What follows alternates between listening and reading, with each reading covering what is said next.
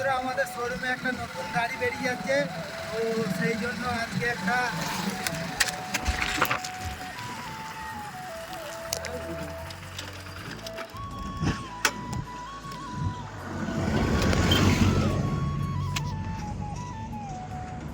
যা সালা। তো বন্ধুরা নতুন গাড়ি বেরিয়ে যাচ্ছে, তো সেই কারণে পেট্রোল আনতে গিয়েছিলাম। পাঁচঘড়া পেট্রোল পাম্পটা বন্ধ, তো এখানে এসেছিলাম সিপাহীদিঘির কাছে। তো এই পেট্রোল পাম্পটায় এসেছিলাম, তো নিয়ে যাচ্ছি পেট্রোল। এই দেখো ছিঁড়ে গেল, যা সালা আবার পড়ে গেল, ছিঁড়ে গেল মালটা।